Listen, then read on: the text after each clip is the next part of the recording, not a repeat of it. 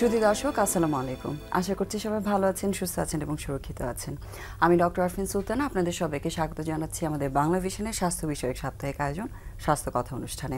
আমাদের আজকের এই পর্বে আমাদের সাথে স্টুডিওতে অতিথি হিসেবে দুজন উপস্থিত আছেন। তাদের পরিচয়টা জানিয়ে তারপর আমরা আলোচনায় যাচ্ছি। আমাদের সাথে আজকে আছেন অধ্যাপক ডক্টর নাজনীন মাহমুদ, যিনি বিভাগীয় প্রধান হিসেবে আছেন কিডনি রোগ বিশেষজ্ঞ হিসেবে আছেন আনোয়ার খান মডার্ন মেডিকেল কলেজ ও হসপিটালে, এবং আমাদের সাথে আরও আছেন ডক্টর মোহাম্মদ আমিনুল আলম, যিনি কনসালটেন্ট হিসেবে আছেন ফিজিক্যাল মেডিসিন ও রিহ্যাবিলিটেশন বিভাগ, নিটোর, ঢাকাতে।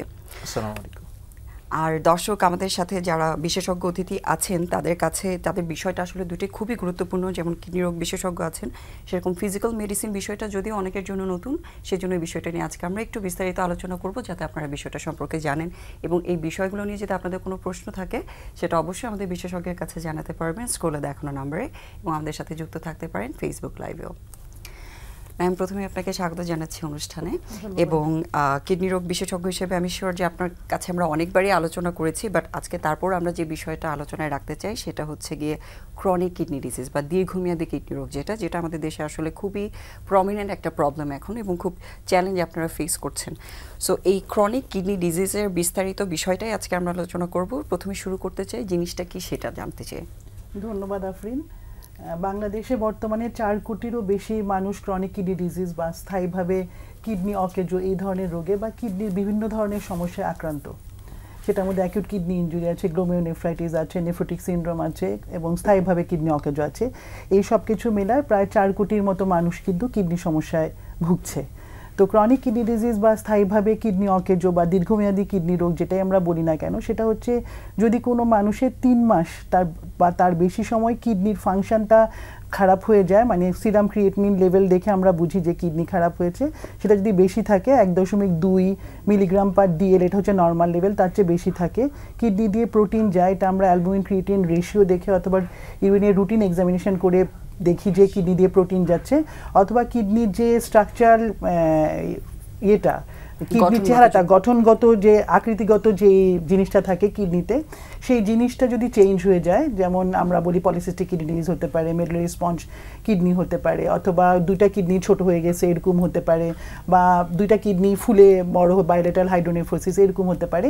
তো গঠনগত বা আকৃতিগত পরিবর্তন যদি 3 মাস অথবা তার বেশি সময় থাকে, অথবা ইজিএফআর কিডনির ফাংশন মাপার একক সেটা যদি 60-এর নিচে থাকে 3 মাসের বেশি সময় ধরে, তাকে আমরা ক্রনিক কিডনি ডিজিজ অথবা দীর্ঘমেয়াদী কিডনি রোগ বলি। যে আপনি যে প্যারামিটারগুলো বলেছেন বা আমরা যে জিনিসগুলো দেখে একজনকে ক্রনিক কিডনি ডিজিজের বা দীর্ঘস্থায়ী কিডনি রোগের রোগী বলছি, এগুলো সবই আমরা টেস্টের মাধ্যমে বুঝতে পারছি। কোনো উপসর্গ কি দেখা যায় কিনা কারোর মধ্যে, বা রোগের পর্যায় অনুযায়ী কিছু বোঝা যেতে পারে? রোগ আসলে নীরব ঘাতক। এটা অনেক বেশি ইজিএফআর যেটা নরমালি 125 থাকে, সেটা 30-এর নিচে না নামলে কিন্তু কোনো লক্ষণই দেখা যায় না। আমরা অনেক পেশেন্ট পাই যে হঠাৎ করেই সে আউট অফ নোওয়্যার দেখলো যে তার কিডনি খারাপ হয়ে গেছে, হঠাৎ করে একদিন দেখলো। এটা সাধারণত যাদের আনকন্ট্রোল ডায়াবেটিস থাকে লম্বা সময় ধরে, 8 থেকে 10 বছরের মতো ডায়াবেটিসটা প্রপারলি কন্ট্রোল থাকে না, প্রেশার অনেক বছর কিন্তু প্রপারলি কন্ট্রোল থাকে না, সেটা যারা অনেক বেশি ব্যথার ওষুধ খেয়ে থাকে, non steroidal anti inflammatory drug, একটু ব্যথা হলোই ওভার দ্য কাউন্টার ড্রাগ এগুলি সহজেই ফার্মেসিতে পাওয়া যায়, এগুলো খাচ্ছে, ইন্টারস্টিশিয়াল নেফ্রাইটিস হয়ে যায়। যাদের বংশগত কিডনি রোগ আছে, মানে ফ্যামিলিতে মা কিডনি রোগে আক্রান্ত বা বাবা কিডনি রোগে আক্রান্ত, তাদের কিডনি রোগ হতে পারে। সেজন্য আমরা যে স্ক্রিনিং যেটা, সেটা 6 মাস পর পর করতে বলি, অথবা 4 মাস পর পর বছরে 3 বার করতে বলি। এছাড়া হচ্ছে বাইলেটারাল হাইড্রোনেফ্রোসিস, কোনো কারণে কিডনি থেকে প্রস্রাব বের হওয়ার রাস্তাটা বন্ধ হয়ে গেল, কিডনি ফুলে গিয়ে 2টা কিডনি খারাপ হয়ে গেল। তো এর লক্ষণগুলো হচ্ছে সাধারণত প্রাথমিক অবস্থায় কোনো কিছু ধরা পড়ে না। ইজিএফআরটা 30-এর নিচে নেমে যাওয়ার পর পেশেন্টের যেসব লক্ষণগুলি হয় সেগুলো হচ্ছে বমি বমি ভাব হওয়া বা বমি হওয়া, খাদ্যের অরুচি, মানে খিদাটা মনে হচ্ছে নষ্ট হয়েছে, খিদা লাগছে না এরকম হয়, অনেক বেশি দুর্বল লাগে, এনিমিক, নিজেকে মনে হচ্ছে যে আমি শরীরে কোনো শক্তিই পাচ্ছি না, পালপিটেশন হয়। এনিমিয়ার জন্য কিডনির যেহেতু একটা কাজ হচ্ছে রক্ত তৈরিতে সাহায্য করা, ইরিথ্রোপয়েটিনের মাধ্যমে কিডনি ইরিথ্রোপয়েটিন তৈরি করে, তো রক্ত তৈরিতে সাহায্য করতে না পারলে রক্তটাও প্রপারলি তৈরি হয় না, পেশেন্টের এনিমিয়া হয়ে যায়। এবং যাদের প্রেশার আছে, দেখা গেছে যে প্রেশার একটা ওষুধ আগে কন্ট্রোল হতো, এখন 2টা বা 3টা ওষুধ 3 বেলা খাওয়ার পরও প্রেশার কন্ট্রোল হচ্ছে না। এবং ডায়াবেটিস যাদের আছে তাদের দেখা গেছে যারা ইনসুলিন ইউজ করতো, তাদের এখন ইনসুলিন ছাড়াই হাইপো হয়ে যাচ্ছে, বারবার ব্লাড সুগার ফল করে যাচ্ছে। এরকম যদি হয়, এছাড়া বুকে ব্যথা হতে পারে শেষের দিকে, যে পায়ে পানি আসে, শ্বাসকষ্ট হয়, বুকে ব্যথাটা সাধারণত এই বুকে ব্যথাটা পেরিকার্ডাইটিসের ব্যথা বলি, যে ইউরেমিয়ার জন্য পেরিকার্ডিয়াল মানে হচ্ছে হার্টের বাইরে যে ঝিল্লিটা পর্দা থাকে পেরিকার্ডিয়াম, ওটাতে ইনফ্লামেশন হয়, প্রদাহ হয়। ওটা হলে চেস্ট পেইন হতে পারে, পায়ে পানি আসে, লাংসে পানি আসতে পারে, এবং দেখা গেছে যে মনোযোগ নষ্ট হয়ে যায়, মানে আমি একটা কাজ করছি এটাতে মনোযোগ থাকছে না, বা কনসেন্ট্রেশন লস আমরা বলি, পেশেন্ট এরকম কনসেন্ট্রেশন লস করে, শেষের দিকে যে খিঁচুনি হতে পারে এবং শ্বাসকষ্ট নিয়ে রোগীরা হাসপাতালে ভর্তি হয়ে যায়।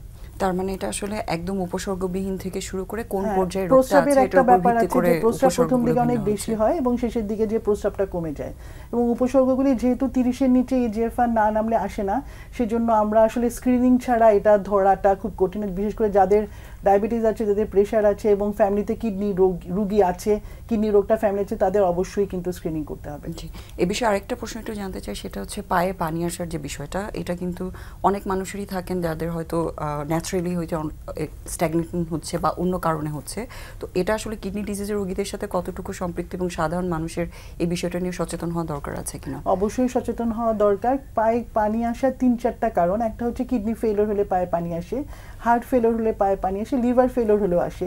এর বাইরে হচ্ছে যাদের হাইপোথাইরয়েড থাকে, থাইরয়েড ফাংশন লস হয়, তাদেরও পায়ে পানি আসে। এছাড়া ডিভিটি হলে বা পায়ে কোনো ইনফেকশন হলেও পায়ে পানি আসে। আর কিছু যেমন ফিমেলদের যারা ওরাল কন্ট্রাসেপটিভ পিল খায় বা যারা ইস্ট্রোজেন প্রোজেস্টেরন পিল খায়, তাদের হচ্ছে দেখা গেছে যে কোনো কারণ ছাড়া ইডিওপ্যাথিক ইডিমা বলি, তো অথবা যারা লবণ বেশি পরিমাণে খায়, মানে নর্মালি সে যতটুকু লবণ খাওয়ার দরকার তার চেয়ে বেশি লবণ খায়, ওর হয়তো কোনো অসুখই নাই কিন্তু তার লবণ বেশি খাওয়ার কারণে পায়ে পানি আসছে। তো পায়ে পানি যখনই আসবে তখনই কিন্তু আমাদেরকে অবশ্যই সচেতন হতে হবে এবং একজন বিশেষজ্ঞ চিকিৎসকের পরামর্শ নিতে হবে যে আমার আসলে কোনটা হয়েছে, কোন অসুখটা হয়েছে, এবং সেরকম যদি হয় সেই ডিজিজ অনুযায়ী আসলে ট্রিটমেন্টটা করতে হবে। এবং সেক্ষেত্রে আসলে একজন মেডিসিনের ডাক্তারের সাথে কনসাল্ট করে নিয়ে তখন ওনারা আর গাইড যদি করতে ফ্যামিলিতে পারবেন। এরকম থাকে যে আমার কিডনির রোগী ফ্যামিলিতে আছে, তাদের তো ওরকম হওয়ার পসিবিলিটি বেশি। হার্টের ডিজিজগুলিও সেরকম, সেই ফ্যামিলিতে থাকলে তাদের হার্ট ডিজিজ হওয়ার পসিবিলিটি বেশি থাকে। তো এই অনুযায়ী হচ্ছে প্রথমে একজন বিশেষজ্ঞ চিকিৎসক বা সাধারণ ডক্টর যারা এমনি নর্মাল কোনো বিশেষজ্ঞ চিকিৎসক না, তাদের ক্ষেত্রে দেখা করলেও তারা কিছু ইনভেস্টিগেশন পরীক্ষা নিরীক্ষা দেয়, সেভাবেই কিন্তু আসলে রোগটা বেরিয়ে আসে আর কি। জি অবশ্যই, এবং স্পেশালি মহিলাদের ক্ষেত্রে আসলে সমস্যাটা আমরা দেখতে পাই যে অনেকেরই পায়ে পানি চলে আসে কিন্তু ওনারা কেয়ার করেন না, ভাবেন যেটা খুবই স্বাভাবিক। বা অনেক সময় লম্বা সময় দাঁড়িয়ে যারা কাজ করে, যেমন গার্মেন্টস ওয়ার্কার, যেমন টেইলার, পায়ে যারা সেলাই মেশিন চালায়, তাদেরও কিন্তু পানি আসে। এরকম সার্জনদেরও হয়, আমাদের আসলে সার্জনদেরও হয়, হ্যাঁ তোমাদেরও অনেক হয় যে অনেক লম্বা সময়, বিশেষ করে নিউরো সার্জন যারা হচ্ছে লম্বা সময় 12 ঘন্টা অপারেশন করছে, তাদেরও কিন্তু পায়ে লম্বা সময় দাঁড়িয়ে থাকার কারণে পানি আসে। যেটার কারণে পানি আসুক ওটা কিন্তু আসলে মানে ধরে হবে যে এটা এক্সক্লুশন দরকার আর কি, কেন আসছে। অবশ্যই, অনেক ধন্যবাদ সুন্দর করে জিনিসটা এক্সপ্লেইন করার জন্য। আমরা এখন ডক্টর আমিনুল আপনার কাছ থেকে একটু জানতে চাই, সেটা হচ্ছে ফিজিক্যাল মেডিসিনের বিষয়টা। আসলে আমি দর্শককে বলছিলাম যেটা এই বিষয়টা নিয়ে সবার সচেতনতা আমি বলবো যে একটু কম আছে, কারণ ফিজিক্যাল মেডিসিন এবং ফিজিওথেরাপি আমি যখন কোনো পেশেন্টদেরকে কোথাও রেফার করতে চাই ফিজিক্যাল মেডিসিন স্পেশালিস্টের কাছে, ওনারা কিন্তু ভাবেন যে এই ফিজিক্যাল মেডিসিন এবং ফিজিওথেরাপি ব্যাপারটা একই রকম। আসলে কি ব্যাপারটা একই রকম কিনা? আচ্ছা, থ্যাংক ইউ আফরিন। স্বাস্থ্যকথা সকল দর্শককে আমার শুভেচ্ছা। আমি জিনিসটা বুঝিয়ে বলছি আপনাকে। প্রথমে আসি আমাদের ডিপার্টমেন্টের যে নাম, আমরা কিসের ডক্টর? আমরা হচ্ছে ফিজিক্যাল মেডিসিন অ্যান্ড রিহ্যাবিলিটেশন। এখানে দুইটা উইং বা দুইটা শাখা, একটা ফিজিক্যাল মেডিসিন, একটা রিহ্যাবিলিটেশন। ফিজিক্যাল মেডিসিন আমরা ডিল করি উইথ পেইন, আর রিহ্যাবিলিটেশন আমরা তার ডে টু ডে লাইফটা কেমন হবে, সে একটা অসুখে ভুগছে, সেই অসুখ থেকে তাকে মুক্তি দিয়ে তার আগের অবস্থায় স্বাভাবিক অবস্থায় নিয়ে আসার জন্য আমরা কাজ করছি। এই দুইটা উইং দুই ধরনের, এবং সব ক্ষেত্রেই আমাদের অক্সিলারি একটা হ্যান্ডস দরকার, যে আমি রুগীকে ব্যায়াম শেখাবো, তাকে আমি নিয়ম বলবো, তাকে আমি থেরাপি দিব। এই জন্য আমার একজন ফিজিওথেরাপিস্ট, ওয়েল ট্রেইনড বিএসসি অথবা ডিপ্লোমা করা ফিজিওথেরাপিস্ট আমার টিম মেম্বারের একজন অংশ। কিন্তু আমি প্রেসক্রিপশনটা physical medicine specialist, that is physiatrist করবেন, আর physiotherapist or occupational therapist and others এটাকে ফলো করবেন, পেশেন্টকে দিবেন, সেটা প্রোভাইড করবেন।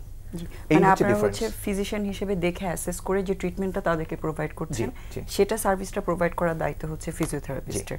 সো এই অনেকেই অনেক ক্ষেত্রে সরাসরি ফিজিওথেরাপিস্টের কাছে চলে যাচ্ছেন। বাংলাদেশে অনেক ক্ষেত্রে ম্যালপ্র্যাকটিস কিন্তু হয়, স্পেশালি পেইন যেহেতু খুব কমন একটা সমস্যা। সো এই বিষয়টা আসলে সাধারণ মানুষদের সচেতন করার জন্য বা তাদের এই বিষয়টাকে অ্যাওয়্যার করার জন্য আপনি কি বলতে চান, যে আসলে ফিজিওথেরাপিস্টের কাছে গিয়ে কোনো সমস্যার সম্মুখীন হতে পারেন কিনা সরাসরি যদি চিকিৎসা নিতে যান কেউ? আপনি একদম সঠিক কথাটা বলেছেন। প্রথমে হচ্ছে আপনি ফিজিওথেরাপি একটা পার্ট অফ এ ট্রিটমেন্ট, তাকে অবশ্যই ফিজিওথেরাপি নিতে হবে। তবে তার নিউরোলজিক্যাল কোনো প্রবলেম আছে কি না, তার মেকানিক্যাল কি প্রবলেম আছে, বা এনি ম্যালিগনেন্সিতেও আপনার পেইন হতে পারে, এইগুলা ডায়াগনোসিস বাই এ ফিজিশিয়ান, ফিজিয়াট্রিস্ট বা ফিজিক্যাল মেডিসিন স্পেশালিস্ট করবেন, করে তার যতটুকু ফিজিওথেরাপি দরকার সেইটার জন্য একজন ট্রেইনড ফিজিওথেরাপিস্টকে পাঠাবেন। সেই ক্ষেত্রে আমি যদি ডিরেক্টলি একজন ফিজিওথেরাপির কাছে চলে যাই, তাহলে আমার ওভার ট্রিটমেন্ট হওয়ার একটা সম্ভাবনা থাকে। সেক্ষেত্রে অনেক সময় পেইন বেড়ে যায়, যে রুগীটার সার্জারি দরকার নেই তার হয়তো সার্জারি লেগে যেতে পারে, তার মানে সেটাতে তার ক্ষতির সম্ভাবনা বেড়ে আছে। যেতে পারে। এবং অবভিয়াসলি আপনারা যে নলেজটা নিয়ে একজনকে ট্রিটমেন্ট প্রোভাইড করছেন, তারা শুধু টেকনিক্যাল সাপোর্টটা আসলে দিতে পারে, ডায়াগনোসিস করাটার অথরিটি কিন্তু তাদের নেই। জি, আর একটু রোগগুলো সম্পর্কে জানতে চাই, কি কি ধরনের রোগীদেরকে আসলে আপনারা ট্রিটমেন্টটা দিয়ে থাকেন? যেহেতু পেইনের কথা বলেছেন, সো পেইন তো আসলে অনেকগুলো কারণে হতে পারে, রোগীদের বিষয়টা একটু জানতে চাই। আচ্ছা, ফিজিক্যাল মেডিসিন রিহ্যাবিলিটেশন যেই বাংলাদেশের সকল মেডিকেল কলেজগুলোতে এই ডিপার্টমেন্টটা আছে, আমরা ডে টু ডে প্র্যাকটিসে আমরা যেসব রোগীদেরকে দেখি পেইন নিয়ে যারা আসেন, তাদের মধ্যে হচ্ছে কিছু মেকানিক্যাল, কিছু ইনফ্লামেটরি। মেকানিক্যাল পেইনগুলোর সংখ্যা প্রায় 90%, আর ইনফ্লামেটরি 10 or less than 10%। আচ্ছা, এখন মেকানিক্যাল বলতে আপনি কি বুঝেন? সে আপনার লো ব্যাক পেইন, মানে ব্যাক পেইন, নেক পেইন, ঠিক আছে, ডিউ টু কোনো ডিজিজ না, আপনার ডে টু ডে লাইফে আপনার জীবনযাত্রার জন্য যে ব্যথাগুলো হচ্ছে, বা তিনটা কারণ আপনি বলতে পারেন। একটা হচ্ছে ট্রমা, বা আপনি কোনো আঘাত পেয়েছেন। আরেকটা হচ্ছে ফল্টি টেকনিক, মানে আপনার নিয়মটাই ঠিক নেই। আপনার যেখানে হাই কমোড ইউজ করার কথা সেখানে আপনি লো কমোড করছেন। যেখানে আপনি অনেকক্ষণ দাঁড়িয়ে না থেকে বসে দাঁড়িয়ে কাজ করার কথা, সেখানে আপনি ঘন্টার পর ঘন্টা দাঁড়িয়ে, অথবা আপনি ঘন্টার পর ঘন্টা বসে কাজ করছেন। আপনি একজন সার্জন, আপনি দাঁড়িয়ে একবারে 4-5 ঘন্টা দাঁড়িয়ে একটা অপারেশন করলেন, মাঝে রেস্ট নিলেন না, আপনার লো ব্যাক পেইন হবে, এটা স্বাভাবিক। এই মেকানিক্যাল কজগুলো নিয়ে আমরা কাজ করি। আমরা রেদার দেন এনিসাইড বা ব্যথার ওষুধটাকে এড়িয়ে তাকে ব্যায়াম দিয়ে, তাকে নিয়ম দিয়ে, প্লাস তাকে ফিজিওথেরাপি, হট অ্যান্ড কোল্ড, আমাদের ইলেকট্রিক্যাল অনেক ধরনের ফিজিওথেরাপি দিয়ে আমরা এটাকে রিকভারি করার চেষ্টা করি। তার সাথে কিছু ব্যথার ওষুধ আমরা লিখি, যেটা সবসময় মাথায় রাখি যে কিডনি ডিজিজ হতে পারে, এগুলা চিন্তা করে আমরা সেই রুগীটাকে সাপোর্ট দিচ্ছি। আর ইনফ্লামেটরি বলছে যেটা, সেটা হচ্ছে আমাদের বিভিন্ন ধরনের বাত আছে, যেমন rheumatoid arthritis, spondylo arthritis, gouty arthritis, এইগুলাকে আমরা ডায়াগনোসিস করি, দেন আমরা ট্রিটমেন্ট দিই। আমরা যদি মনে করি যে আমরা সাফিসিয়েন্ট না, তাহলে সেক্ষেত্রে রিমাটোলজিস্টের কাছে রেফার করি। জি, যেহেতু রিমাটোলজিস্টের কথা মেনশন করেছেন, এটা আমি আসলে একটু জানতে চাই, ব্যথা যে এত কমন একটা উপসর্গ, এবং আপনি যে রোগগুলোর কথা বলছেন বেশিরভাগই হাড়ের রোগ বা হয়তো নার্ভের পেইন, সো এই রোগগুলো কিন্তু বিভিন্ন ধরনের ডিপার্টমেন্ট ডিল করছে, যেরকম রিমাটোলজিস্টের কথা বলেছেন, অর্থোপেডিক সার্জনরাও হয়তো ডিল করছেন, আপনারাও ডিল করছেন। সো আসলে পেশেন্ট কী ধরনের সমস্যা হলে কোন স্পেশালিস্টের কাছে যাবেন? আপনি যেটা বলেছেন ঠিক আছে, আমরা physical medicine as a team member কাজ করি। আমাদের টিমে অর্থোপেডিক্স কেউ লাগবে, নিউরোসার্জন কেউ লাগবে, রিমাটোলজিস্ট কেউ লাগবে, যার যেটা স্পেকট্রাম অফ ডিজিজ সেখানে চলে যাবে। আমরা মেনলি মেকানিক্যাল ডিজিজগুলো নিয়েই কাজ করব, আর রিমাটোলজি নিয়েও আমরা কাজ করি, কিন্তু সেই ক্ষেত্রে একজন রিমাটোলজিস্টের কাছে আমরা রেফার করি যদি আমার ট্রিটমেন্টে মনে হচ্ছে আরেকজনকে দরকার সেই ক্ষেত্রে। আর নিউরোসার্জারির ব্যাপারটা হচ্ছে সে লো ব্যাক পেইন, আমরা আপ টু নিউরোলজিক্যাল ডেফিসিট, মানে যখন তার কোনো দুর্বলতা চলে আসবে, তার প্রস্রাব বাথরুম ধরে রাখতে কষ্ট হচ্ছে, তার এক পা দুর্বল হয়ে যাচ্ছে, সেই ক্ষেত্রে আমরা তখন নিউরোসার্জারিকে রেফার করব। আর অর্থোপেডিক্স ওনারাও পেইন দেখেন, প্লাস ওনারা মেনলি ফ্র্যাকচার নিয়ে কাজ করেন। তার মানে আপনাদের আসলে এটা একটা ভাইস ভার্সা, কে কাকে পেশেন্ট রেফার করছে। আচ্ছা, আর আরেকটা বিষয় একটু জানতে চাচ্ছি, সেটা হচ্ছে এই যে ফিজিক্যাল মেডিসিনের যে পেইন ম্যানেজমেন্টের বিষয়টা, সেখানে ফিজিক্যাল এক্সামিনেশন জিনিসটা নিশ্চয়ই খুব ইম্পর্টেন্ট, যেখানে আসলে ফিজিক্যাল মেডিসিন স্পেশালিস্টের রোলটা আসে, যেহেতু ফিজিওথেরাপিস্টরা হয়তো জিনিসটা এভলিউশনটা করতে পারেন না। সো যারা এই প্রবলেমগুলো ফেস করছেন তাদের ক্ষেত্রে আপনারা আসলে কী কী ধরনের অ্যাসেসমেন্টগুলো করেন আদার দেন আপনাদের রেগুলার যে ফিজিক্যাল এক্সামিনেশন? ফিজিক্যাল এক্সামিনেশন প্রথমেই পেশেন্ট আসলে আমরা দুই ধরনের এক্সামিনেশন করি, যেমন আমরা লুক, ফিল, মুভ, রুগীটাকে দেখি, আমি নিজে হাতে ফিল করি, তারপর তার আমরা যেহেতু লিমস নিয়ে মানে হাত পা নিয়ে কাজ করি, ঘাড় নিয়ে কাজ করি, তার সেই মুভমেন্টগুলো দেখি, অ্যাক্টিভ এবং প্যাসিভ। রুগীটাকে করতে বলি, সে যেখানে থেমে যাচ্ছে ওখানে আমি হেল্প করি, ওখান থেকে আমরা পেইনের একটা অ্যাসেসমেন্ট করি, তার সাথে আমরা তার নিউরোলজিক্যাল কোনো ডেফিসিট আছে কিনা, যেমন রোগীটার জার কমে যাচ্ছে কিনা বা অতিরিক্ত বেড়ে যাচ্ছে কিনা। নর্মাল ঘাড়ে ব্যথা নিয়ে আসছে, হয়তো সেটা স্পাইনাল কর্ডকে চাপ দিয়ে আছে, আমি 2-1টা টেস্ট করে দেখেই বুঝতে পারি যে না এটা আপার মোটরে চলে গেছে, সেই ক্ষেত্রে আমরা নিউরোসার্জারিকে রেফার করতে পারি। এটা আমাদের ফিজিক্যাল এক্সামিনেশন একজন বিশেষজ্ঞ ডাক্তার ছাড়া আসলে এটা সম্ভব না। জি, আর একটু টেস্টের ব্যাপারগুলো একটু জানতে চাই, কি কি ধরনের টেস্টগুলো আসলে আপনারা প্রোভাইড করে থাকেন? ইনভেস্টিগেশনস। জি, আচ্ছা, আমরা যে কোনো ক্ষেত্রে ইনভেস্টিগেশনের ক্ষেত্রে প্রথমে আসলেই আমরা একটা সিম্পল একটা এক্সরে করি তার যেই পার্টের ব্যথা, আর অবশ্যই তাকে আমরা সেরাম ক্রিয়েটিনিন, সিবিসি এগুলো দেখে নিই, কারণ অনেক সময় ব্যথার ওষুধ দেওয়া লাগবে, তার কিডনি স্ট্যাটাসটা আমাদের জানা দরকার। সেক্ষেত্রে এই টেস্টগুলো করার পরে আমরা যখন এগুলাতে কাভার হয় না, যেহেতু আমাদের গরিব দেশ, প্রথমেই আমরা এমআরআইটা দিই না, তখন দেখি সেইগুলো কাভার হচ্ছে না, প্লাস মনে হচ্ছে আরেকটু ডিপে যেতে হবে, তখন আমরা এমআরআই সাজেস্ট করি। এছাড়া আমরা নার্ভের রোগগুলোর জন্য এনসিএস ইএমজিও করিয়ে থাকি।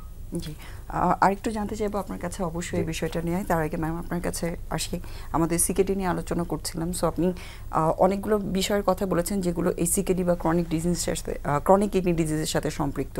কি কি রিস্ক ফ্যাক্টরগুলো থাকলে আসলে মানুষের ক্রনিক কিডনি ডিজিজ হতে পারে সেটা একটু জানতে চাই। ধন্যবাদ আফরিন। আসলে রিস্ক ফ্যাক্টর তো অনেকগুলো, তার মধ্যে মেইন রিস্ক ফ্যাক্টর হচ্ছে যদি ডায়াবেটিস থাকে এবং প্রেশার থাকে, এবং সেই ডায়াবেটিস ওয়েল কন্ট্রোল যদি না থাকে, যাদের দীর্ঘদিন ধরে ডায়াবেটিস আছে, এবং HbA1c কন্ট্রোল বলতে আমরা বুঝি 4 মাসের যে অ্যাভারেজ গড় ডায়াবেটিস HbA1c এটা 6%-এর মধ্যে থাকতে হবে। যদি 6%-এর উপরে যায় তাহলে কিন্তু প্রোটিন যাওয়ার মাত্রাটা কিডনি দিয়ে বেড়ে যায়, এবং বেড়ে গেলে ডায়াবেটিস ওয়েল কন্ট্রোল না থাকলে আস্তে আস্তে কিডনিটা খারাপ হয়ে যায়, এবং ম্যাক্সিমাম রুগী আমরা পাই এরকম প্রায় 40% রুগীর হচ্ছে ডায়াবেটিসের কারণে কিডনি খারাপ হয়েছে, এবং তাদের ACR করলে অ্যালবুমিন ক্রিয়েটিন রেশিও করলে দেখা যাচ্ছে অনেক very high albumin creatinine ratio. তখন আমরা আসলে ডায়াবেটিস কন্ট্রোলটার উপরে আগে জোর দিই, তারপরে কিডনির জন্য কিছু ওষুধ প্রেসক্রাইব করি। এর বাইরে হচ্ছে হাইপার টেনশন, যাদের দীর্ঘদিন ধরে প্রেশার আছে, 10 থেকে 15 বছর প্রেশার আছে এবং প্রেশারটা ওয়েল কন্ট্রোল না। এখন কিডনির সমস্যার সাথে প্রেশারটা কিন্তু খুব একসাথে জড়িত, কারণ কিডনির একটা যে অর্গানটা হচ্ছে প্রেশার কন্ট্রোল করে, মানে প্রেশারের যে রেনিন অ্যাঞ্জিওটেনসিন অ্যালডোস্টেরন মেকানিজম কিডনিতে যেটা আছে, সেটা দিয়েই কিন্তু প্রেশার কি বাড়বে, প্রেশার কমবে, প্রেশার কতটুকু কন্ট্রোল হবে সেটা নিয়ন্ত্রণ করে হচ্ছে কিডনি। সুতরাং কিডনি ম্যাক্সিমাম রুগীদের দেখা গেছে যে ক্রনিক কিডনি ডিজিজের পেশেন্টদের প্রেশার আছে, অথবা প্রেশারের পেশেন্টের একসময় ক্রনিক কিডনি ডিজিজ হয়েছে, এবং প্রেশার যদি ওয়েল কন্ট্রোল না থাকে, আমরা বলি সাধারণত যদি chronic kidney disease associated with pressure থাকে, তাহলে যদি প্রোটিন যাওয়ার মাত্রাটা 24 ঘন্টায় 1 গ্রামের উপরে থাকে, তাহলে প্রেশার আমাদেরকে 125/75 পর্যন্ত, 125 উপরের প্রেশার, নিচেরটা 75, এতটুকু পর্যন্ত কন্ট্রোল করতে হবে। এবং যদি প্রোটিন যাওয়ার মাত্রাটা 1 গ্রামের নিচে থাকে, তখন আমরা 130/80 পর্যন্ত প্রেশারটা কন্ট্রোল করি। এর বাইরে যারা স্মোকার, অনেক বেশি স্মোকিং করে, সেটা কিডনির জন্য কোনোভাবেই ভালো না। এবং ওবেসিটি, এখন দেখা গেছে যে বাংলাদেশে ওবেসিটি বাংলাদেশে কিন্তু একটা বড় সমস্যা হিসেবে দেখা যাচ্ছে, যে অনেক বাচ্চাদেরও কিডনির সমস্যা ধরা পড়ছে ডিউ টু ওবেসিটি। তো ওবেসিটিটা আমাদের অবশ্যই ফিজিক্যাল এক্সারসাইজ করতে হবে, এবং প্রতিদিন অ্যাটলিস্ট আধা ঘন্টা আমাদেরকে হাঁটতে হবে, বা সপ্তাহে 180 মিনিট হাঁটার অভ্যাসটা করতে হবে, যেটা হলে আমাদের এই জিনিসটা থেকে, এই রিস্ক ফ্যাক্টর থেকে আমরা বের হয়ে আসতে পারবো। এর বাইরে যারা এই যে ব্যথার কথা বললো, আমিনুল যে ব্যথার কথাটা বললো, দেখা গেছে যে ডক্টরের সাথে পরামর্শ করতে ডক্টর সিরাম ক্রিয়েটিনিন করে ব্যথার ওষুধ দিবে, আদারওয়াইজ তো দিবে না। এখন পেশেন্ট কিন্তু আর ডক্টরের কাছে গেল না, সে ফার্মেসি থেকে ব্যথার ওষুধ, non steroidal anti inflammatory drug দীর্ঘদিন ধরে খাচ্ছে, খেয়ে তার ক্রনিক ইন্টারস্টিশিয়াল নেফ্রাইটিস হয়ে কিডনি খারাপ হয়ে যাচ্ছে। এছাড়া হচ্ছে বিনাইন এলার্জি প্রোস্টেট যাদের আছে, 60 বছরের উপরে যাদের বয়স, যাদের প্রোস্টেট বড় হয়ে গেছে, এবং প্রোস্টেট বড় হয়ে যাওয়ার কারণে তার প্রস্রাব যে কমে গেছে সেটা বুঝতে পারছে না, এবং একটা সময় পরে বাইলেটারাল রেনাল অবস্ট্রাকশন হয়ে তার হচ্ছে বাইলেটারাল হাইড্রোনেফ্রোসিসে কিডনি ফেলিওর হয়। তো এইসব রিস্ক ফ্যাক্টরগুলি আমাদের মাথায় রাখতে হবে, এবং সবসময় এই রিস্ক ফ্যাক্টর মাথায় রেখে এই জিনিসগুলি অনুযায়ী হচ্ছে আমাদেরকে খাদ্যাভ্যাস থেকে শুরু করে চলাফেরা মেনটেন করতে হবে। আর দুইটা কোয়েশ্চেন একটু করতে চাই, সেটা হচ্ছে এইজিং প্রসেসের সাথে আসলে সিকেডির কোনো সম্পর্ক আছে কিনা, আর একটা হচ্ছে মেল ফিমেল, এই যে জেন্ডারের যে ডিফারেন্স, এটা আসলে সিকেডি ডিজিজকে কোনো এফেক্ট করে কিনা। হ্যাঁ, এইজিং প্রসেসের সাথে সিকেডির রিলেশন আছে। যেমন এজ বাড়ার সাথে সাথে আমাদের প্রত্যেক ডিকেড বলি 10 বছরে ইজিএফআরটা কমে আসে, ইজিএফআর যেমন নর্মালি যখন জন্মগ্রহণ করে মানুষ তখন থেকে তো 120 থেকে 125-এর মধ্যে থাকে, ন্যাচারালি 50 বছর বয়সের পর থেকে আস্তে আস্তে করে ইজিএফআরটা কেউ বলে 30-এর পর থেকে কমতে থাকে এবং প্রতি 10 বছরে কিছু করে ইজিএফআর 10 মিলিলিটার করে ml করে মিলিলিটার পার মিনিট করে কমতে থাকে। তো এটা দেখা গেছে যে কিছু কিছু মানুষের খুব দ্রুত কমে যায়, কিন্তু কিছু মানুষের যে দেখা গেছে যে ইজিএফআর সেরকম কমে না। তো আমরা যদি ফলো আপে থাকি, স্ক্রিনিং করি, তাহলে কিন্তু এই ইজিএফআরটা দেখা গেছে যে কন্ট্রোলে রাখা যায়। যেমন প্রোটিন একটা অনেক বড় জিনিস, যেই জিনিসটা হচ্ছে এখন বাংলাদেশে আপার ক্লাস যারা উচ্চবিত্ত এবং উচ্চ মধ্যবিত্ত যারা, তারা অনেক বেশি প্রোটিন ইনটেক করছে, অনেক বেশি প্রোটিন, চিকেন ফ্রাই খেয়ে ফেলতেছে, বার্গার খেয়ে ফেলতেছে, এরকম প্রোটিন ইনটেক বেশি হচ্ছে। তো প্রোটিন ইনটেকটাকে লিমিট করাটা তো কিন্তু কিডনি ডিজিজ, এখন যে ডায়েট প্ল্যানগুলো মানুষ ফলো করে সবাই কিন্তু প্রোটিন এবং ডায়েট প্ল্যান, যারা ডায়েটিশিয়ানরা ডায়েট দিচ্ছে তারা কিটো ডায়েট দিচ্ছে। এটা আমি প্রায় সময় পেশেন্টদেরকে বলি যে আপনি যে সব কার্বোহাইড্রেট কাট আপ করে শুধু প্রোটিনের উপরে ডিপেন্ড করছেন, এটাতে কিন্তু লং টার্ম ইফেক্টে, কিটো ডায়েটের লং টার্ম ইফেক্ট হচ্ছে সিকেডি। এরকম আমরা বহু পেশেন্ট পাই যারা কিটো ডায়েট করে এসে সিকেডি নিয়ে আমার কাছে এসছে। তো এই জিনিসটা কিন্তু অবশ্যই প্রোটিন খাওয়ার মাত্রাটা হতে হবে, আমার যত কেজি ওজন তত গ্রাম প্রোটিন। আমার যদি 80 কেজি ওজন থাকে তাহলে আমি 80 গ্রাম প্রোটিন ডেইলি খাবো, যদি 60 কেজি ওজন থাকে তাহলে 60 গ্রাম প্রোটিন ডেইলি খাবো, এর বেশি না। এবং সিকেডি, ক্রনিক কিডনি ডিজিজ হয়ে গেলে প্রোটিনের মাত্রাটা তখন আমরা 0.8 milligram per KG body weight, 8 গ্রাম পার কেজি বডি ওয়েট করে দিই, 0.8। তো দেখা গেছে যে 60 কেজি যার ওজন তাকে 48 গ্রাম প্রোটিন দিতে হবে, মানে 8 into 6, তো 48 গ্রাম প্রোটিন এরকম করে আমরা মেজার করে বলে দিই। আর এর বাইরে যে জিনিসটা আছে সেটা হচ্ছে যে ও কি মানে চলাফেরাটা কীভাবে করবে, তার যে রেগুলার এক্সারসাইজ করবে, খাওয়া দাওয়া কন্ট্রোল করবে, রেগুলার যে পানি খাওয়াটা, যে 3.5 থেকে 4 লিটার, একজন সুস্থ স্বাভাবিক মানুষের 3.5 থেকে 4 লিটার পানি, মানে যারা ডায়েট প্ল্যান করছেন ওনারা যদি এই জিনিসগুলোকে মাথায় রাখেন। এবং কার্বোহাইড্রেট কাট আপ করাটা খুব বাজে একটা, কিটো ডায়েটে চলে যাওয়াটা খুব বাজে একটা জিনিস, সেটা কোনোভাবেই কার্বোহাইড্রেট কাট আপ করা যাবে না। প্রোটিন খাবে মেজার করে, সাথে কার্বোহাইড্রেট খাবে। যেহেতু ফুডের কথাটা এসছে, কিডনি ডিজিজের সাথে অবভিয়াসলি বেশ কিছু ফুডের রেলেভেন্সি আছে। কি ধরনের খাবারগুলো আসলে কিডনিটাকে হেলদি রাখতে হেল্প করে এবং কি ধরনের খাবারগুলো আসলে কিডনিটাকে ড্যামেজ করছে? সাধারণত যদি ক্রনিক কিডনি ডিজিজ হয়ে যায় তাহলে আমরা পটাশিয়াম কন্টেনিং ফুডগুলি বলি, যেই ফুডে পটাশিয়াম বেশি থাকে, যেমন ফল, সব ধরনের ফলেই কিন্তু পটাশিয়াম বেশি থাকে। তো কিডনির পেশেন্টদেরকে ফল আমরা কম খেতে বলি অথবা খেতে মানা করি, কিছু পার্টিকুলার ফল ছাড়া। যেমন ক্রনিক কিডনি ডিজিজ হয়ে গেলে আপেল, পেয়ারা, নাশপাতি, আনারস, পাকা পেঁপে, এই 5 ধরনের ফল যতটুকু পরিমাণ খেতে চায় খাবে, কিন্তু অন্যান্য ফলগুলি খুব লিমিট করে খাবে, কারণ অন্যান্য সব ফলে হচ্ছে পটাশিয়াম বাড়ে। এর বাইরে কিছু সবজি আছে, মানে লো পটাশিয়াম সবজি খুব কম আছে, ম্যাক্সিমাম শাকসবজিতে কিন্তু পটাশিয়াম বাড়ে। তো আমরা বলি যে সবজিটাকে হালকা গরম পানিতে সিদ্ধ করে একটা বয়েল করে পানিটা ফেলে দিয়ে খাবে, অথবা গরম পানিতে ওয়াশ করে তারপর সবজিটা রান্না করবে ক্রনিক কিডনি ডিজিজ যদি হয়ে যায়। কারণ পটাশিয়াম বাড়লে আমরা সবাই জানি যে হার্টের জন্য খুব খারাপ, এটা অ্যারিথমিয়া হয় এবং কার্ডিয়াক অ্যারেস্টও হতে পারে। পটাশিয়াম যদি 8-এর উপরে চলে যায়, নর্মাল লেভেল হচ্ছে 3.5 to 5.5, তো এটার উপরে চলে গেলে অনেক সময় ডায়ালাইসিসও লাগে। এরকম আছে যে পটাশিয়াম বেড়ে যাওয়ার জন্য পেশেন্টের ডায়ালাইসিস লাগছে, আমরা এত কিছু ম্যানেজমেন্ট দেওয়ার পর পটাশিয়াম কমছে না। এর বাইরে প্রোটিনের কথা তো আমি বললাম, পানির কথা বললাম, সুস্থ স্বাভাবিক মানুষ কতটুকু পানি খাবে। আর কিডনির পেশেন্টদেরকে আমরা আরেকটা জিনিস বলি যে আপনারা কার্বোহাইড্রেট, প্রোটিন, ফ্যাট, এই জিনিসটার মধ্যে একটা সামঞ্জস্য থাকে, মানে অত বেশি কার্বোহাইড্রেটও খাবে না, অত বেশি প্রোটিনও খাবে না, ফ্যাটও খাবে না। আর হচ্ছে ফসফেট, যেসব খাবারে ফসফেট বাড়ে, যেমন দুধ জাতীয় খাবার, দুধ, দই, ঘোল, মাঠা, পনির, মাখন, এসব জিনিসে হচ্ছে ফসফেট বাড়ে। এবং ফসফেট বাড়লে আমি ওটা অ্যাড করে দিচ্ছি যে কিডনির সমস্যাগুলোর মধ্যে, সিমটমসগুলির মধ্যে ইচিং কিন্তু একটা সিমটম, যে শরীর ড্রাই হয়ে যাবে এবং চুলকানি হবে, এটা ফসফেট বাড়ার জন্য কিন্তু চুলকানি হয়। তো দুধ জাতীয় খাবারগুলি সাধারণত আমরা বলি যে 1 জালে দুধ 1 কাপ খেতে পারবেন, কিডনির সমস্যা হয়ে গেলে অন্যান্য দুধ জাতীয় খাবারগুলি আপনি খাবেন না। এবং যেসব খাবারে ইউরিক অ্যাসিড বাড়ে, যেমন বিচি জাতীয় খাবার, শিম জাতীয় খাবার, কাঁঠালের বিচি, শিমের বিচি, মিষ্টি কুমড়ার বিচি, অথবা বাদাম, এই জিনিসগুলোতে আখরোট, তারপরে চীনা বাদাম, নর্মাল বাদাম, কাজু বাদাম, এসব তো আমরা এখন অনেক বেশি খাই। যে কিটো ডায়েট ফলো করতে যে একটা ডায়েটে থাকে যে শুধু বাদাম খাচ্ছে। তো এই জিনিসের যদি কিডনির সমস্যা হয়ে থাকে তাকে কিন্তু এই বিন জাতীয় জিনিসগুলো অ্যাভয়েড করতে হবে। জি, একটু সল্ট আর ওয়াটারের বিষয়টা জানতে চাই। কিডনির সাথে খুবই ওতপ্রোতভাবে সম্পর্কিত এবং আমাদের দেশে স্পেশালি মানুষদের টেন্ডেন্সি হচ্ছে যতটুকু সম্ভব অনেক বেশি পানি খাওয়ার একটা প্রবণতা আছে, অথবা খুবই কম খাওয়ার প্রবণতা।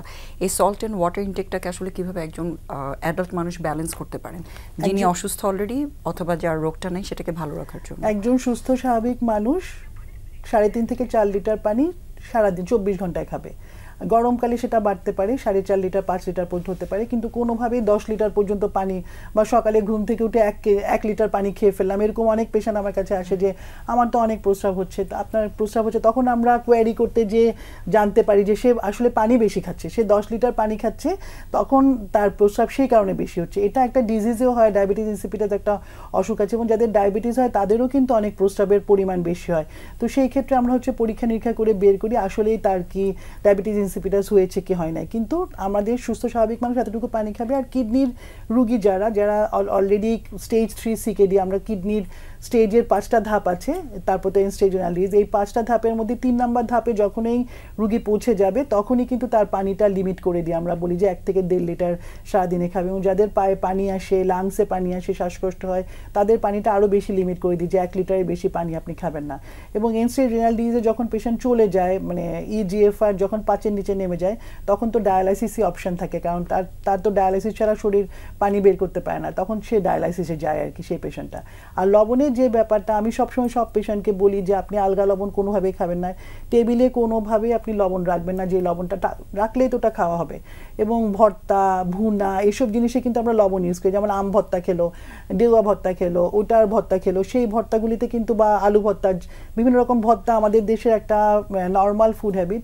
তো ওই ভর্তা খাওয়াগুলি বাদ দিতে হবে, বা না দিলে কিন্তু আলগা লবণ, এক্সট্রা সল্টেড বা সল্টি ফুড, যেমন পনির খাওয়ার অভ্যাস থাকে অনেকে, এই যে নাটস বাদাম খাওয়ার অভ্যাস থাকে, তারা কিন্তু লবণ দিয়ে খায়, ওই যে চীনা বাদাম ভেঙে ভেঙে লবণ দিয়ে খাচ্ছে, তো ওই লবণ আলগা লবণটা বন্ধ করে দিতে হবে। সবাই হয়তো ভাবছেন খুব অল্প পরিমাণে কিন্তু খাচ্ছে, কিন্তু ওই অল্প অল্প করেই কিন্তু পরে যে অনেক বেশি ইফেক্ট হয়, এটা সাধারণ মানুষের কথা বলছি। আর কিডনির পেশেন্টদের জন্য তো লবণ এমনি রেস্ট্রিক্টেড হয়ে যায়, ওদের আলগা লবণ তো খাবে না, ওরা তরকারিতে অর্ধেক লবণ দিবে, যতটুকু লবণ দিয়ে তরকারি রান্না করতো তার অর্ধেক লবণ দিয়ে তরকারি রান্না করে ওর জন্য দরকার হলে ওই ডিজিজের পেশেন্টের জন্য উঠিয়ে রাখবে, বাকিদের জন্য আবার স্বাভাবিক লবণ দিবে।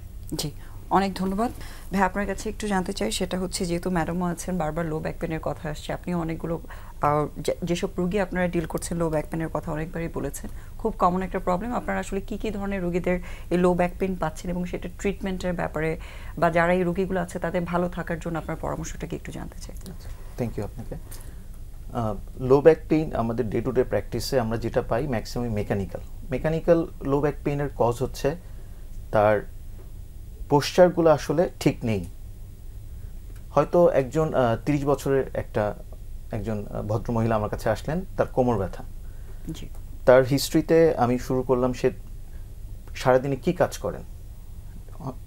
সে বলল, স্যার আমার মাটির চুলা, আমি নিচে বসে রান্না করি, কোটাকাটি করি, তারপরে ধোয়া মোছা করে আমি নামাজ পড়ি, আর আপনার টয়লেট স্যার আমার লো কমোড। সো একটা ভদ্র মহিলা অনলি 30 ইয়ার্স, সে সারাদিনেই তার স্কোয়াটিং বা নিচে বসে সব কাজ করছে, মানে পশ্চারটা অনেক ম্যাটার করে, সব কাজ করছে। তাহলে তার তো ডিজেনারেটিভ কোনো ডিজিজ নাই, তার তো হাড় ক্ষয় হয়নি, কিন্তু কোমর ব্যথা হয়ে যাচ্ছে, উঠে দাঁড়াতেই পারছে না। মেইন কজ সেই স্কোয়াটিং করে সব কাজ করছে, নিচে বসে সব কাজ করছে। সেই ক্ষেত্রে আমরা কি বলি, আমি আমার দর্শকদের জন্য বলছি, আপনি একটু উঁচুতে বসে রান্না করেন, আপনার পিঁড়িটাকে আপনি মোড়া বা উঁচু মোড়াতে নিয়ে যান, পিছনে একটা ব্যাক সাপোর্টের ব্যবস্থা করেন, আর 20 মিনিট কাজ করলে 5 মিনিটের জন্য একটু হাঁটাহাঁটি করেন। তাহলে হবে কি, আপনার মাসেলগুলো জমতে পারবে না, ওরা স্পাজম হতে পারবে না, তার আগেই তাদেরকে আপনি রিল্যাক্স করে দিচ্ছেন। সেই ক্ষেত্রে আপনার ব্যথার ওষুধও খাওয়ার প্রয়োজন নেই। এই একটা টেকনিকে আপনার এই লো ব্যাক পেনটা অন্তত কমে যাবে। আচ্ছা, আর কিছু আমাদের পুরুষরা তারা কৃষি কাজ করেন, বসে বসে সারাদিন তারা কাটছেন, ঠিক আছে, তার হয়তো খেয়াল নেই আমার বয়স 50, আমার হাড়ের বয়সও 50 হয়ে গেছে, কিন্তু সে কৃষিকাজ করছে গত 20 বছর, তার তীব্র ব্যথা হচ্ছে। সো এই ক্ষেত্রে বলতে হবে আপনার এখন আর কাজ করার এইজ নেই, আপনি কাজ ছাড়তে হবে, অথবা আপনি মানে চাপ না পড়ে এমন কোনো কাজ করেন। আচ্ছা, আর আমাদের গ্রামের যারা আছেন তারা সহজেই ফার্মেসিতে চলে যান। ম্যাডাম যেটা বললো, ফার্মেসিতে গিয়ে হয়তো প্রথম দিন প্যারাসিটামল খেলো, হলো না, তারপরে ডাইক্লোফেনাক, তারপরে স্টেরয়েড, 2টা ওষুধই একসাথে ওরা চালায় দেয়, অথচ কোনো কিডনির স্ট্যাটাস তারা দেখে না। সেই ক্ষেত্রে রুগীটা আর আমাদের কাছে যখন আসে তখন আর আমরা ওষুধ দিয়ে ওভাবে আর ট্রিটমেন্ট করতে পারি না। আচ্ছা, এইটা চলে গেল লো ব্যাক পেইন। তাহলে আমরা কি বলবো, যে আপনি উঁচুতে বসে রান্নাবাড়ি করবেন, উঁচুতে বসে কাজ করবেন, আপনি অনেকক্ষণ একটা পজিশনে থাকবেন না, যার একদম ক্ষয় হয়ে গেছে এল্ডারলি, আপনি চেয়ারে বসে নামাজ পড়বেন, উঁচু টয়লেট ব্যবস্থা করবেন। এখন আমাদের গ্রাম বাংলায় আসলে হাই কমোড নাই, তাহলে সেই ক্ষেত্রে কি করবে? সেই ক্ষেত্রে সে একটা প্লাস্টিকের চেয়ার কমোড কিনে নেবে, অথবা সেটাও যদি তার সামর্থ্য না থাকে তাহলে সে একটা উঁচু মোড়া কেটে নিবে, কেটে ওইটাতে টয়লেট করবে। তাও তার স্কোয়াটিংটা করা লাগলো না। স্কোয়াটিং করলেই আপনার ক্ষয়টা বাড়বে, তার ব্যথা বাড়বে, তার মাসেলগুলো উইক হয়ে যাবে। তার মানে যে পজিশনগুলো আসলে ওনার কষ্টগুলোকে বাড়াচ্ছে সেগুলোকে কারেকশন করতে হবে, কারেকশন করে দিলাম এবং আমরা। আরেকটা বলেছেন অকুপেশনাল হ্যাজার্ড অনেক সময় এগুলো হতে পারে, সেক্ষেত্রে ওগুলো পরিবর্তনের প্রয়োজন হতে পারে রোগীর। তারপরে আমাদের কাছে যদি আসে ফিজিক্যাল মেডিসিন, আমরা মাসেল ধরে ধরে প্রত্যেকটাকে স্ট্রেনথেনিং করব, শক্তিশালী করব। আমরা ক্ষয় হাড়কে কিছু করতে পারবো না, আমরা এতটুকু হাড় তৈরি করতে পারবো না, এটা আল্লাহ ছাড়া কেউ পারবেন না। কিন্তু আমরা মাসেলগুলোকে ব্যায়াম করিয়ে স্ট্রেনথেনিং এক্সারসাইজ দিয়ে তাকে স্ট্রং করতে পারবো। যে একজন নি পেইন নিয়ে আসছে, তাকে আমি কোয়াড্রিসেপস এক্সারসাইজ দিলাম, তার থাইয়ের মাসেলগুলো স্ট্রং হয়ে গেল, সেই নি পেইনটাই 50% তার কমে যাবে। তার জুতাটা আমি চেঞ্জ করে দিলাম, তার একদমই সে আমাদের গ্রাম বাংলায় মানুষটা জুতা পরে তার পাটা অর্ধেক বের হয়ে থাকে, এরকম জুতা না দিয়ে তাকে একটা সফট, একদম হাই হিল না, সফট একদম লেবেল করা একটু নরম জুতা তাকে দিলাম, সেই জুতাটা পরলো, খালি পায়ে থাকলো না, তার গোড়ালির ব্যথা কিন্তু অনেকটাই কমে যাবে। আমাদের বইয়ে লেখা আছে 50% পেইন কমে যায় যদি আপনি শু মডিফিকেশন করেন। এই তো। আচ্ছা, তার মানে একটু ছোট ছোট চেঞ্জেসগুলো আসলে যেটা বলছিলেন যে ওষুধের প্রভাবটা যে কমাতে পারে এবং সেটা থেকে পরবর্তী যে কমপ্লিকেশন সেগুলো কমে যাওয়ার সম্ভাবনা থাকে অনেক। আরেকটা রোগীর ব্যাপারে একটু জানতে চাই, সেটা হচ্ছে আমার মনে হয় আপনারা স্ট্রোকের পেশেন্ট অনেক পেয়ে থাকেন, যেহেতু আপনাদের সাবজেক্টের সাথে রিহ্যাবিলিটেশন একটা ব্যাপার আছে। যে কোনো পেইনের ক্ষেত্রে বা যে কোনো জায়গায় যেখানে উইকনেস আছে বা দুর্বলতা আছে স্পেশালি, সেক্ষেত্রে আমার মনে হয় যে কেয়ারটা একটু এক্সট্রা দরকার হয়। সো স্ট্রোকের পেশেন্ট বলি বা যাদের দুর্বলতা আছে, এই ধরনের পেশেন্টগুলোকে আপনারা আসলে কিভাবে হেল্প করছেন, বা যারা এই সমস্যাগুলো ভুগছেন তারা কি ধরনের সাহায্যগুলো আপনাদের কাছ থেকে পেতে পারে? থ্যাংক ইউ আপনাকে। স্ট্রোকটা আমি প্রথম থেকে শুরু করি যে আমাদের সবার ফ্যামিলিতে স্ট্রোকের পেশেন্ট আছে কম বেশি। হঠাৎ করে স্ট্রোক হলে আমরা ভয় পেয়ে যাই। হয়তো আমি একজন নিউরোলজিস্টের কাছে নিয়ে গেলাম, সে ডায়াগনোসিস করে আমাকে ওষুধ লিখে দিল। ওষুধ কিন্তু আমাকে আগের লাইফে ফেরত নিবে না, হয়তো আমাকে পরবর্তী স্ট্রোকটাকে প্রিভেন্ট করবে। তাহলে এইখান থেকেই আমাদের কাজ শুরু হবে।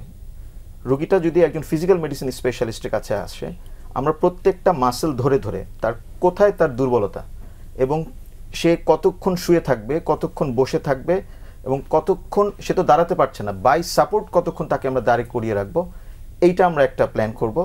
তারপর প্রত্যেকটা মাসেলকে আমরা স্ট্রেনথেনিং করার জন্য এক্সারসাইজ দিব।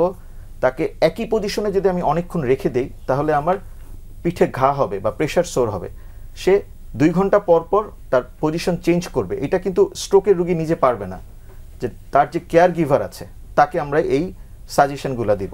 আরেকটা যেটা করতে হবে যে ওনাকে তো সর্বাক্ষণিক একটু ব্যায়াম করাতে হবে, এই জন্য একজন ট্রেইন ফিজিওথেরাপিস্ট তার সাথে ট্যাগ করে দিতে হবে যে আপনি এই ব্যায়ামগুলো তাকে এই এই সময় করাবেন। ফিজিওথেরাপিস্ট হয়তো একবেলা করালো, বাকিগুলা তার ফ্যামিলি মেম্বার্সরা আরও 2-3 বেলা করালো। আর স্ট্রোকের রোগী একটু ডিপ্রেশনে চলে যায়, তাকে সবসময় একটু হাসি খুশি রাখতে হবে, তাকে উৎসাহ দিতে হবে।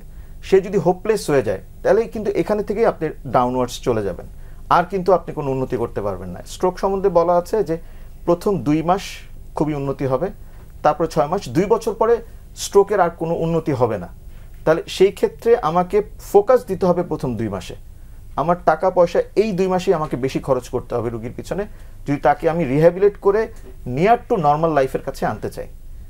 আর আমি যদি এখানে ছেড়ে দেই, নেগলেক্ট করি, এই রোগীটাই কিন্তু আমার পরিবারের জন্য একটা বোঝা হয়ে যাবে। এইটাই আর কি। অবশ্যই, এবং পেশেন্টের জন্য আসলে জিনিসটা অবশ্যই খুবই চ্যালেঞ্জিং একটা টাইম, পেশেন্ট এবং পেশেন্ট পার্টি সবার জন্য। বাট সবার একটু ধৈর্যটা, যেটা বললেন শুরুতেই, যাতে ট্রিটমেন্টের ব্যাপারে অবহেলাটা না হয়। জি, অনেক ধন্যবাদ ম্যাম। আপনার কাছে একটু জানতে চাই, সেটা হচ্ছে সিকেডির আপনি বলেছেন বেশ কিছু স্টেজ আছে এবং সেই স্টেজ অনুযায়ী পেশেন্টের যেরকম উপসর্গ হয়, আমি শিওর ট্রিটমেন্টও হয়তো ওভাবেই হয়। সো স্টেজগুলো আসলে কি এবং সেই ধরনের স্টেজ অনুযায়ী রোগীদেরকে চিকিৎসাগুলো আপনারা কীভাবে দিচ্ছেন? ধন্যবাদ। কিডনি ডিজিজে, ক্রনিক কিডনি ডিজিজ, স্থায়ীভাবে কিডনি অঙ্কেজের 5টা স্টেজ আছে। এটা হচ্ছে স্টেজ 1, প্রথম ধাপ, দ্বিতীয় ধাপ, তৃতীয় ধাপ, চতুর্থ ধাপ এবং পঞ্চম ধাপ। পঞ্চম ধাপের পরে হচ্ছে এন্ড স্টেজ রেনাল ডিজিজ, মানে কিডনি একেবারেই ফেলিওর হয়ে গেছে, তখন ডায়ালাইসিস লাগবে। এখন একটা পেশেন্ট যদি রেগুলার ফলো আপে থাকে এবং রেগুলার স্ক্রিনিং করে, আমি যেটা আগেও বলেছি যে 4 মাস পর পর অথবা 6 মাস পর পর সে যদি অ্যাটলিস্ট একটা সিরাম ক্রিয়েটিন, একটা albumin creatinine ratio, unit routine examination এবং আলট্রাসোনোগ্রাম কিডনির, এই 4টা পরীক্ষা সব বিভাগীয় সদরে হয়।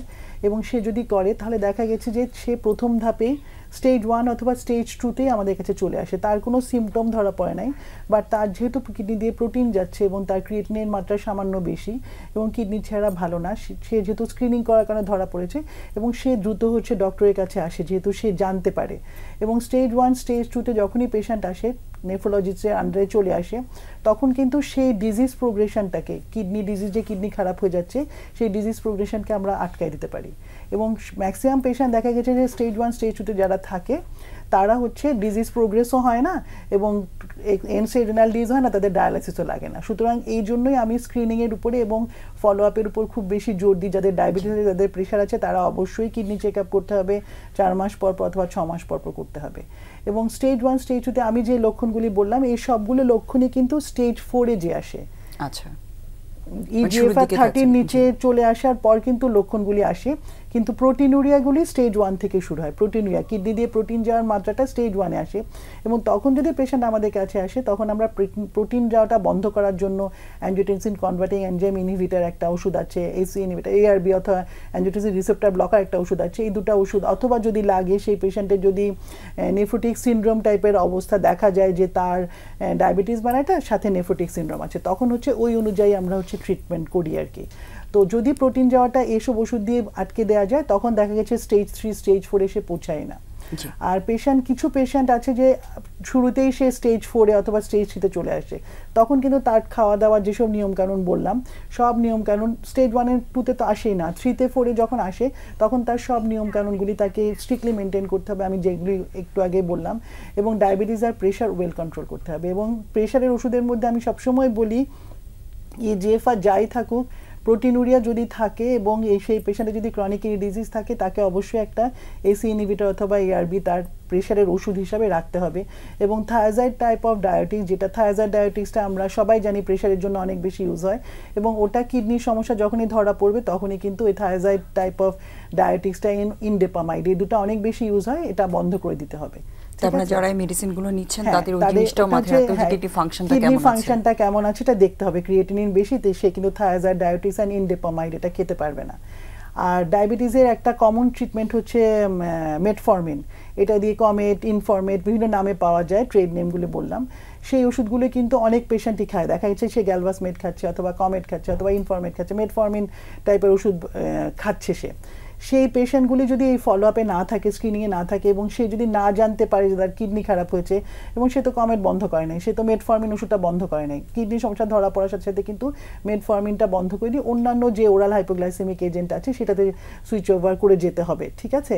তো এই ওষুধগুলো মেনটেন করাটাও কিন্তু অনেক বড় ব্যাপার। আমি কোন প্রেশারের ওষুধ খাবো, কোন ডায়াবেটিসের ওষুধ খাবো, সেই জন্য কিডনি বিশেষজ্ঞের শরণাপন্ন হওয়াটা খুব জরুরি দরকার। মানে এক কথায় যদি আমরা বলি যারা হাই প্রেশার এবং ডায়াবেটিসের মেডিসিন খাচ্ছেন তারা যাতে একটা রেগুলার চেকআপ করে কিডনি ফাংশনটা চেক করে, কিডনি ফাংশন চেক ঠিক আছে কিনা। আর হচ্ছে যারা ব্যথার ওষুধ খাচ্ছে, যে লো ব্যাক পেইনের কথা বললো, লো ব্যাক পেইন, হ্যাঁ ঠিক আছে, যেই কথাগুলো বললো সেগুলোতে লো ব্যাক পেইন হয়, লো ব্যাক পেইন তো কিডনি পেশেন্টদেরও হয়। যেমন প্যারাথাইরয়েড হরমোন লেভেল বেশি হলে তাদের লো ব্যাক পেইন হয়, যাদের ফসফেট লেভেল অনেক বেশি, ক্যালসিয়াম কম, ইউরিক অ্যাসিড বেশি, সেসব কিডনির পেশেন্টরাও কিন্তু ব্যাক পেইন নিয়ে আমাদের কাছে আসে। এবং কিছু পেশেন্ট ব্যাক পেইন নিয়ে আসে যাদের হচ্ছে স্টোন হয়েছে, কিডনিতে স্টোন হয়েছে, রেনাল স্টোন ডিজিজ বলি, অথবা কিডনিতে ইনফেকশন, পাইলোনেফ্রাইটিস, সেসব পেশেন্টও কিন্তু ব্যাক পেইন নিয়ে আসে। তো ব্যাক পেইন হলেই কিন্তু আমাদের অবশ্যই একটা ভালোভাবে ইনভেস্টিগেশন করে থরো চেক আপ করে ইভালুয়েট করতেই হবে যে আমার ব্যাক পেইনটা আসলে কেন হচ্ছে এটা। আর হচ্ছে স্টেজ ফার্দার হচ্ছে যখন স্টেজ 5-এ চলে যায় তখন তো সব রেস্ট্রিকশনের সাথে সাথে আমরা পেশেন্টকে প্রিপেয়ার করি যে আপনার তো ইজিএফআর 5-এর নিচে গেলে ডায়ালাইসিস লাগবে, তো আপনি এখন হেপাটাইটিস বি ভাইরাসটা পরীক্ষা করে, এইচবিএসএজি পরীক্ষা করে ভ্যাকসিন নিয়ে ফেলেন। ভ্যাকসিন সাধারণত আমরা স্টেজ 1-2 থেকেই দেওয়া শুরু করি, তারপর স্টেজ 4-5-এ চলে আসলে আমরা বলি আপনি ভ্যাকসিন নিয়ে ফেলেন। কিছু পেশেন্ট আছে যাদের স্টেজ 5-এ মানে ইজিএফআর 15 নিচে নেমে গেছে, তাদেরকে বলি আপনি একটা ফিস্টুলা অপারেশন করায় ফেলেন, কারণ ফিস্টুলা অপারেশন হাতে ওটা দিয়ে তো আপনার ডায়ালাইসিসটা শুরু করবো। ফিস্টুলা অপারেশন ম্যাচিউর হতেও ফিস্টুলা ম্যাচিউরতে 1.5 মাস সময় লাগে। তো আপনি ম্যাক্সিমাম পেশেন্টই ফিস্টুলা অপারেশন করাতে চায় না, ওরা একদম এন্ড স্টেজ রেনাল ডিজিজে চলে আসার পর যখন আর শ্বাস ফেলতে পারছে না, চেস্ট পেইন হচ্ছে, অনেক শরীর ফুলে গেছে, প্রস্রাব একেবারে হচ্ছে না, তখন আমাদের কাছে আসে যে এখন তাহলে আমাকে ডায়ালাইসিসে দিতে চায় না। ম্যাক্সিমাম রুগী হচ্ছে ডায়ালাইসিস দিতে চায় না, সেটার জন্য রাজি করানোটা একটা বড় ব্যাপার যে ডায়ালাইসিস আপনার লাগবে। হ্যাঁ, আমার কি একবার ডায়ালাইসিস দিলে সারা জীবন ডায়ালাইসিস দিতে হবে? ব্যাপারটা তো সেটা না। ব্যাপার হচ্ছে আপনার কিডনি যেহেতু ফাংশন করছে না, তাহলে আপনাকে এখন ডায়ালাইসিস দিয়ে বেঁচে থাকতে হবে। এবং আমরা সবাই জানি যে যারা ডক্টর আছি তারা সবাই জানি যে সপ্তাহে 3 দিন ডায়ালাইসিস 4 ঘন্টা করে, একটা সেশন 4 ঘন্টা করে, সপ্তাহে 3 দিন ডায়ালাইসিস, শনি সোম বুধ অথবা রবি মঙ্গল বৃহস্পতি এরকম করে পেশেন্টকে আমরা সেট করে দিই। হ্যাঁ, সাধারণত 12 ঘন্টা সপ্তাহে ডায়ালাইসিস দিলে সেই পেশেন্ট দেখা গেছে ডায়ালাইসিস দিয়ে 15 বছর 20 বছর রুগী ভালো আছে, এরকমও আছে। আর সবচেয়ে বেস্ট ট্রিটমেন্ট হচ্ছে ট্রান্সপ্লান্টেশন, সেটা আমাদের দেশে হয় কিডনি ট্রান্সপ্লান্টেশন। তো ট্রান্সপ্লান্টেশন বেস্ট, বিশেষ করে ইয়াং পেশেন্টদের জন্য কিডনি ট্রান্সপ্লান্টটা বেস্ট অপশন, যে তাকে প্রত্যেক সপ্তাহে 3 বার করে ডায়ালাইসিস ইউনিটে যেতে হচ্ছে না, সাশ্রয়ী হচ্ছে, সে একবারই একটা কিডনি লাগিয়ে নিয়েছে, সাশ্রয়ী হচ্ছে, কিছু ওষুধ খাচ্ছে ওটার জন্য। আর যারা এজেড পেশেন্ট 60 ইয়ার্স অথবা যাদের হার্টের সমস্যা আছে তাদের জন্য কিন্তু ট্রান্সপ্লান্টটা বেস্ট অপশন না, তাদের জন্য ডায়ালাইসিসটাই হচ্ছে বেস্ট অপশন। জি, আমরা একদমই অনুষ্ঠানের লাস্টে শুধু এক কথা একটু অ্যান্সার চাচ্ছি, সেটা হচ্ছে ক্যালসিয়াম এবং ভিটামিন ডি, এটা এখন খাওয়ার প্রবণতা, কিন্তু স্পেশালি ক্যালসিয়াম খাওয়ার প্রবণতা আমাদের দেশের মানুষের মধ্যে সবসময় ছিল। এটা কি আসলে ওভার ইউজ হতে পারে কিনা এবং এটার জন্য কিডনির কোনো ক্ষতি হতে পারে কিনা? হ্যাঁ, এটা ওভার ইউজ হয়, আবার আন্ডার ইউজও হয়। যেমন ক্যালসিয়াম, ভিটামিন ডি তো এখন বাংলাদেশের জাতীয় সমস্যা, মানে যারই ভিটামিন ডি লেভেল করতে দিব তারই ভিটামিন ডি লেভেল কম। সাধারণত 30 নিচে থাকলে আমরা বলি যে ভিটামিন ডি ডেফিসিয়েন্সি আছে। ম্যাক্সিমাম পেশেন্টই 7-8 এরকম সিভিয়ার ভিটামিন ডি ডেফিসিয়েন্সি নিয়ে আসে। কেন? এখন আমরা কি করি, বাসার ভিতরে বেশি থাকি। আগে তো বাইরে স্কুলের বাচ্চারা খেলতে যেত, এখন তো সব স্কুলগুলি হচ্ছে মানে বিল্ডিংয়ের ভিতরে স্কুল, খেলাধুলার স্কোপ কম, বা টিফিন পিরিয়ডে তারা খেলতে যায় না, বা রোদে যাওয়ার জিনিসটা একদম বন্ধ হয়ে গেছে, যার জন্য আমাদের ভিটামিন ডি ডেফিসিয়েন্সি বেশি হচ্ছে। এবং ভিটামিন ডি খাওয়ার নিয়মটা হচ্ছে, আমরা সাধারণত অ্যাডাল্ট একজন 18 বছর উপরে যাদের বয়স, তাদের 40,000 ইউনিট করে উইকলি খেতে হবে এবং 3 মাস পর্যন্ত খাবে। বছরে সাধারণত একবার অথবা দুবার, 6 মাস পরে আবার খেতে পারে, এরকম 3 মাসের জন্য খাবে। এবং ভিটামিন ডি ওভার কারেক্টেড হয়ে যাওয়াটা কিন্তু খারাপ, তখনই কিন্তু হার্টডিক হয়, টক্সিটি হয়ে যায় এবং তখনও হার্টডিক হয়। সেজন্য ভিটামিন ডি খাওয়া শুরু করে 3 মাস পরটা চেক আপ করে দেখতে হবে যে ভিটামিন ডিটা 100-র উপরে উঠে চলে গেল কিনা, বা 70-এর উপর চলে গেল কিনা। আর ক্যালসিয়াম সেটা হচ্ছে, ক্যালসিয়ামটা সাধারণত এজেড পেশেন্টদের, ও ফিজিওথেরাপি ফিজিক্যাল মেডিসিনের মানুষ, তো ওরা ক্যালসিয়াম অনেক বেশি লিখে, আমরাও লিখি। কিডনি পেশেন্টদের জন্য ক্যালসিয়াম লাগে, কারণ এটা একটা ফসফেট বাইন্ডার হিসেবে যে ফসফেটটা শরীর থেকে বের করে দেয়। তো ক্যালসিয়ামটা খাওয়ারও নিয়ম আছে, যে আমরা একটা করে দিনে 2 বা 3 মাস খেলাম, তারপর হচ্ছে একটু গ্যাপ দিয়ে খেলাম, কিডনির পেশেন্ট ছাড়া নর্মাল যে মানুষরা। এবং বেশি কারেকশন হয়ে গেলেও কিন্তু সেটা খারাপ, বেশি পরিমাণে ক্যালসিয়াম ডিপোজিশন হয়। এবং কিছু পেশেন্ট যাদের কিডনির স্টোন হওয়ার প্রবণতা আছে, তারা ক্যালসিয়াম বেশি খেলে তাদের কিন্তু রেনাল স্টোন ডিজিজ হবে। এবং যে কোনো ওষুধের ক্ষেত্রে আসলে কোনো পরামর্শ ছাড়া না নেওয়াটা কখনোই সেফ না। এবং আমার কাছে এরকম পেশেন্ট আসে, বিদেশ থেকে আসছে, ছেলে বিদেশ থেকে আসছে, ওই ভিটামিনের কোটা, ক্যালসিয়ামের কোটা, ওমেগা 3 ফ্যাটি অ্যাসিডের কোটা, এরকম কোটা নিয়ে আসে। ওগুলো তো এমনি নর্মাল গ্রোসারি শপগুলিতে পাওয়া যায়। এবং রুগী নর্মাল ওষুধের বদলে ওই ওষুধগুলি খাওয়াতে বেশি, মানে সে চায় যে ওই ওষুধগুলি খেতে। তো আমি বলি যে আপনার তো নর্মাল ওষুধই অনেক বেশি, আপনি ওষুধগুলো কম খেলে ভালো, আপনি সপ্তাহে 1 দিন 2 দিন খেলেন, নিয়ে আসছে খাবেন, অসুবিধা নেই। জি, অনেক ধন্যবাদ। আমরা আসলে একদমই শেষ পর্যায়ে চলে এসেছি। আপনাদের দুজনকে অনেক ধন্যবাদ জানাচ্ছি সুন্দর করে আমাদের দর্শকদের পরামর্শগুলো দেওয়ার জন্য। এবং দর্শক, খুবই সিম্পল এবং খুবই আমি বলবো যে ইজিয়েস্ট কিছু টেকনিক আমাদের আজকে বিশেষজ্ঞরা শেয়ার করেছেন কিভাবে হেলদি এবং ভালো থাকা যায়। সো আশা করছি সেগুলো আপনারা ফলো করার চেষ্টা করবেন। ভালো থাকবেন সবাই, সুস্থ থাকবেন, দেখা হবে আবার আগামী সপ্তাহে।